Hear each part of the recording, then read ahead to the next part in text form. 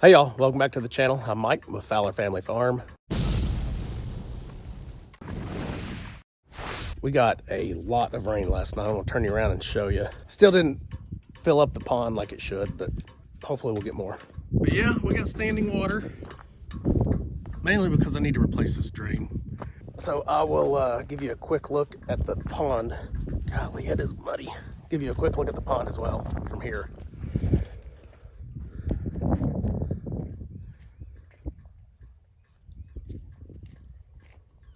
It's been a hard couple of years for our ponds, man. They just cannot catch a break.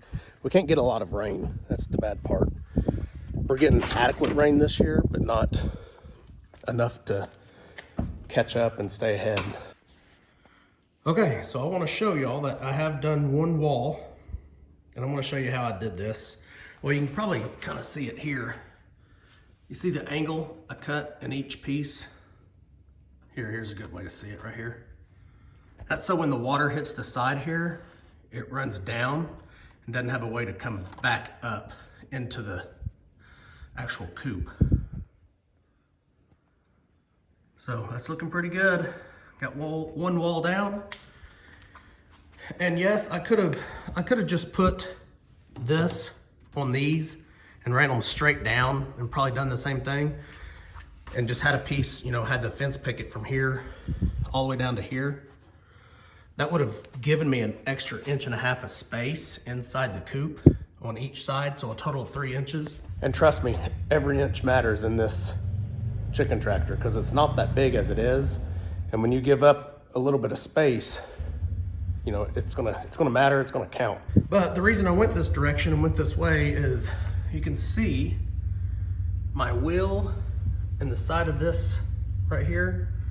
I could probably get a fence picket here, but the closer I get to the middle of that wheel, it just wouldn't work. Which means it would push, I would have to take the wheel back off and it'd push it that much further, this width further out. And I really want that wheel to stay as close as possible.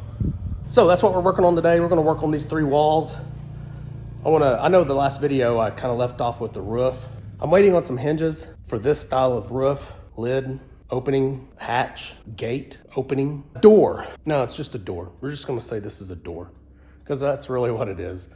I'm gonna start working on that door at the end because I've got to wait on the hinges for it. Or I'm just not even gonna put hinges on it. I kind of like the way my door lifts on that duck box that we made. The duck box we made in this shop as well. And I actually like not having hinges on that. I can just raise that door up and it just kind of moves out of the way like it's just like it's on a hinge already.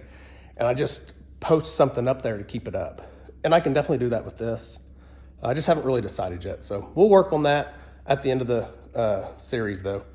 We are gonna work on these other 2 walls and I'll show you. I'm gonna do one again off video, but then I'll show you one on video, which is what you'll see next. And if we have time in this video, we'll start working on the hardware cloth or mesh. Well, all that rain I just mentioned in the beginning of the video.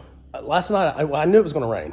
Last night I thought, I probably need to make sure I left some of my fence pickets in the shop so they don't get soaking wet.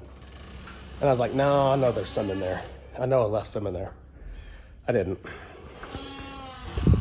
So here's some of them left. I've already went through this. So I do have a few that are somewhat dry, but most of them are soaking wet. I've got one here.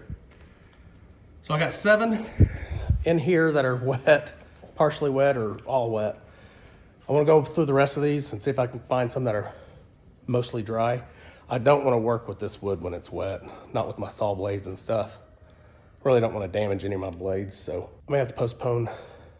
You're still going to see the video, like in real time, but I may have to postpone what I'm doing until some of this is dried out a little bit. Well, I brought some more in. And while they're sitting here drying, that's a good time to talk about why I'm using fence pickets. So let's talk about it real quick. Fence pickets are not the greatest thing to use, but in my opinion, you don't have to do any extra work with the fence picket. It's designed to be outside. It's already treated, or it's either cedar or it's already treated where it's not gonna get damaged in the rain. I don't have to do anything special with this fence pickets. The only bad thing about these fence pickets is they can get warped or wavy or something like that, but I'm okay with that too. I don't need this to look perfect. I just need it to not go bad in a year because it gets wet. And the fence pickets portion of this build, it'll last forever, at least for the life of this chicken tractor. And I won't have to ever treat it. That's the good part about using fence pickets. You know, like I was saying, fence pickets aren't always straight. Like I couldn't get this all the way pushed in, like right here. You can see that this board is wavy, it's warped a little bit. So that's what you have to deal with when you use fence pickets, but they're so cheap, it's perfect to use on these chicken tractors. I don't know if it's gonna show up in video very well, but I wanna show you a difference between two different fence pickets. This is a cedar fence picket. It's just cedar, that's all it is. This is a fence picket that's been treated. I'm not sure if it's a cedar as well, but this fence picket is about twice as expensive as this one. But this one's all natural. I mean, you don't need to treat this. You can stain it if you want your fence to look a different color. But this is natural, it's cedar, it's never gonna go bad. It's meant to be outside in the water, in the rain. So is this one, it's gonna work as well. These are cheaper. I think I paid like $1, maybe $1.68 or $1.98 a piece for these. And I paid like $2.90, $2.98 for these, so almost double the price. The cedar ones are the ones I used in my bathroom to do that shelving by the toilet. I'll put that video right up here. Can't even remember what I called the video. I think in the wall shelves, or I don't know, something. It's a pretty cool build, but I use strictly those fence pickets to build that, the cedar ones. You could use these cedar ones on your chicken tractor as well.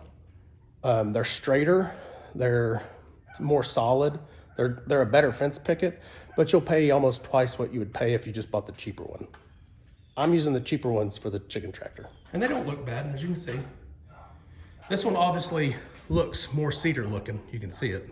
I gotta go to Oklahoma City here in about an hour anyway, so I was only gonna get to work for an hour. So I wanna let those dry out and get right back to you guys on doing these walls. So before I get distracted and forget to show y'all, I mentioned that I was waiting on hinges for the roof. Door, sorry, I'm gonna call it a door because that's what it is. Let me turn you around and show you what I envisioned. So obviously, it's kind of like another kickstand. It just props this door open for me, right? And it's easy to do this. Okay, I know y'all can't see my face, but you're seeing the door, which is what I want you to focus on. So this is just a piece of wood. I don't know what I'll actually use. I'll use a piece of wood, but I'll probably shape it. But you can see that works fine. And let me show you the reason I kind of like this. So y'all see that piece of wood right there? I just now added that, and sometimes I get ahead of myself and I don't think. Let me show you. It won't let my door shut now because this piece of wood is all the way up in here, and this piece of wood wants to go down to here when it closes. So let me carve a little bit of this out real quick. The Veto Man 1500, y'all. Came in handy right there. It easily powered the portable saw here. Awesome. All right, let's take a look at this. So that's what I did. I'll show you how I kind of get that out. Y'all probably already know. It's pretty obvious. I'm gonna hammer that out with the hammer.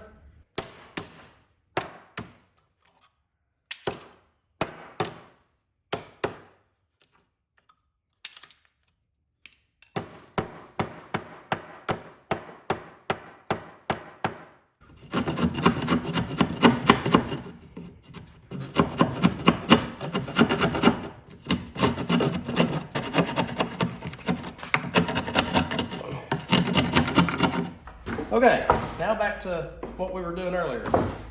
Obviously, that's how it's propped open. You can get in here and do all your work, collect your eggs, move things around, whatever you need to. Take this off, and I'll be able to store this down here. I'll put something there so I can store it. Closes fine. And this is what I'm talking about. It comes up on its own pretty easy. I can put a handle on this. Well, obviously y'all know this door's not finished yet. But the benefit of not having it on hinges is I can always remove it. I can just take it off, get in there and thoroughly clean if I need to, and the door's completely out of the way. So I do like that option. Again, This door is not even close to being finished, y'all. It's got metal that's going on top of it. By the way, the Vito Man 1500 will be a complete video here in a few days. It's another portable power station that's movable. It's not real heavy, but it gives me enough power to do a little more out here than just a 500 watt or 1000 watt. Pretty impressed with it already. Okay, y'all, we have returned home from being in the city. It's obviously dark. It's like 8 o'clock at night. The wood fence pickets have dried out plenty. They're pretty dry. I did do this other side, as y'all can see. It is installed, looking pretty good. There is a small gap on that top one up there, but I'll be able to fill that in with some exterior wood filler. It'll be good.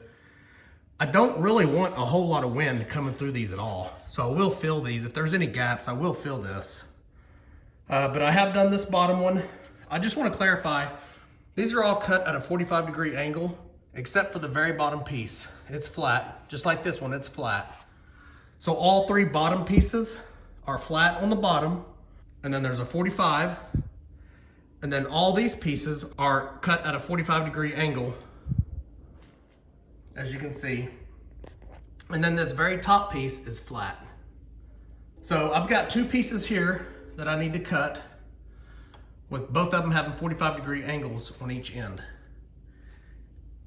And then the fourth piece up here will be 45-degree angle and flat. So I'm gonna take you over to the table saw and kind of show you me cutting these at a 45-degree angle. Okay, you can kind of see here the saw blade is at a 45-degree angle.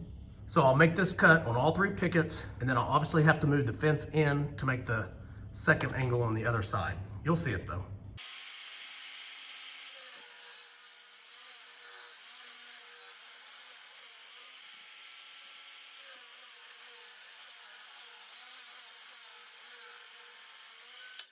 Okay, now I'm gonna scoot this fence in just a little bit and send two more boards through. So those two boards will have the 45-degree angle on both sides. So I wanna make sure that my angle, this is my angle side right here. The angle is right here. So the low side, the longer side of the angle is up against the fence, is how you're gonna look at it. Like that right there. So here's the angle, and it's up against the fence. That way the angles are going in the same direction.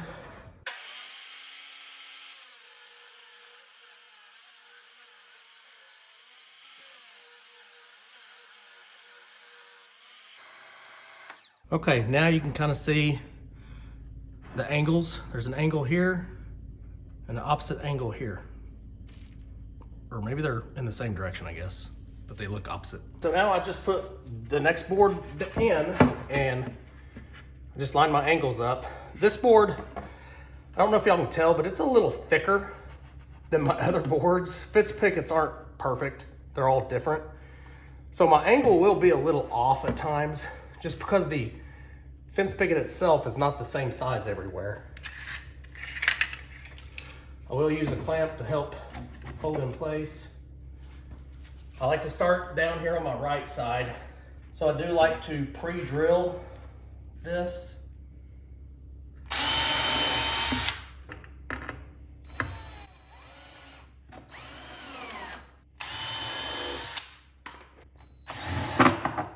Okay, so now you can obviously see why I added this other piece of board here. It's for backing.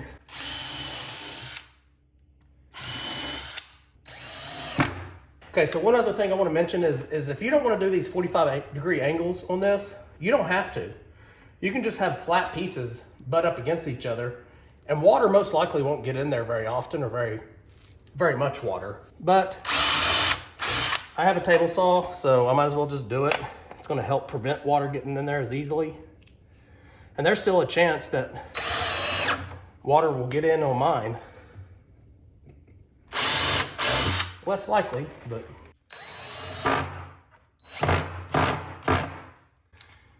I need to put a block in front of the wheel because it rolls so easily. Okay, y'all, so now y'all can see 45-degree angle.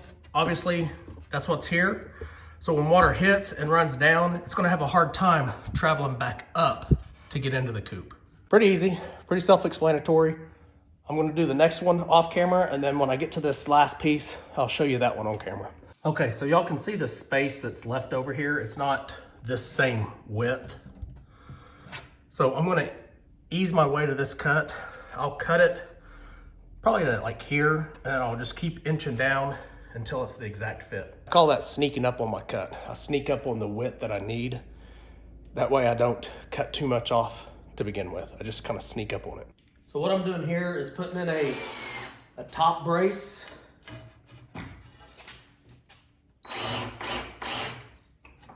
I haven't really decided, so I may end with this right here, maybe a couple more pieces, but I think I kind of want to cover this with wood, my fence pickets.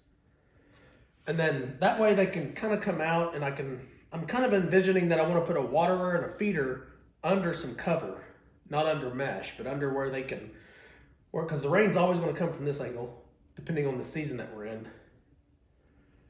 So let me finish this and I'll talk to you about it.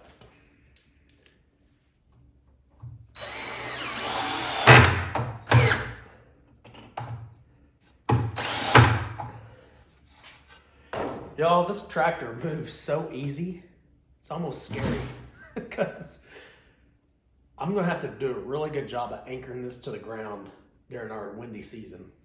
My first envision was to have all this mesh, but I think I'm gonna go against that right now and just this half be mesh with a door inside this area.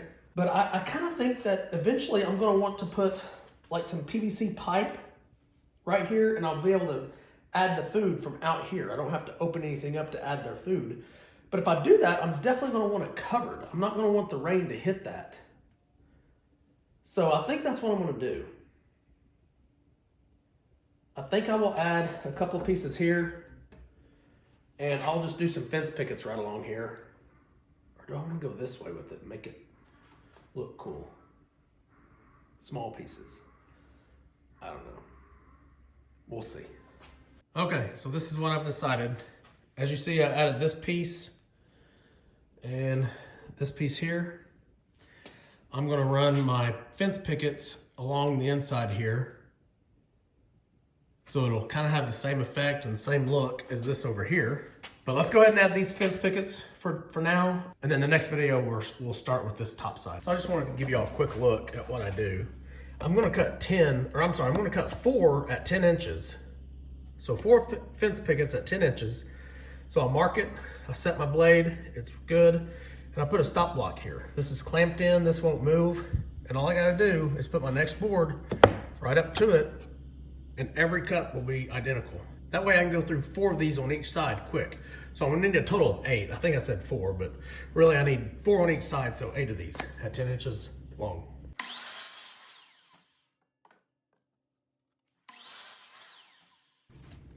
And honestly, you can do 2 at once. Okay, I'm gonna go run all these through the 45-degree angle real quick on each side and come back to you. Okay, so as you can see, I have added these pickets here, fence pickets. Don't forget, I am painting this, so you will see paint here. You do see a gap here down at the bottom, and that's simply because I have not added the piece that goes on top of here to secure this mesh, to secure it down. Once I add that, well, let me show you. See, like I'm gonna do this to help secure the mesh, wire mesh to the tractor. So once I add this, see, I hammered that piece in and there's no gap there now. I'm gonna have a hard time getting that back out, but it's all right. So I've already installed this one side. I've already installed half of the other side, and that's just simply because you've already seen me install fence pickets exactly like this. But I am gonna show you my last piece because I just have to cut out a notch. So let me show you real quick. Okay, you guys are inside the chicken tractor. So here's my third piece, and it will go in just like this, which is no problem. But then I can't get this fourth piece in here because I have to cut around this right here. So I need to make this measurement, which is simple. So I need to cut right along here. And then I need to measure down at this shortest peak here. And it's the exact same measurement as the other side, so that's good.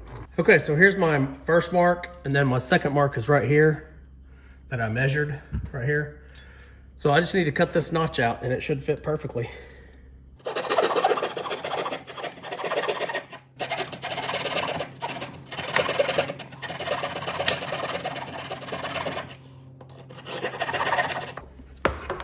All right, that should fit. I kind of have to put them in at the same time.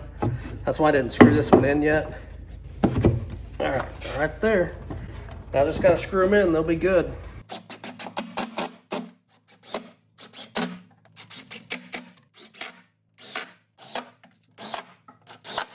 Okay, y'all, looks good, feels really smooth on this side. The other side doesn't look as good, but that's fine. It's not supposed to look good in there. Same thing, I'll have to put that blocking in there to fill up that gap so water doesn't get in that area as well. Which I'm not too worried about that area. That's supposed to be, that'll be outside of their sleeping area anyway. And you guys will see where I'm gonna cover some of this up at times and not cover some up at times. Just depends. Like during the winter, they're gonna be completely enclosed inside their sleeping area. So this is part 4. Hopefully you guys enjoyed it. I will do part 5 really quick if I can, and that'll be finishing up, hopefully finishing up the main part of the tractor where I can get the chickens in and start using it. All right, part 5 will start right here on this top side, and then the rest is just mesh, and then obviously a door here for them to get in and out on their own. And then a door here for me to access it and put chickens in and things like that if I need to. I may skip that. I may not put a door there, but knowing me, I probably will.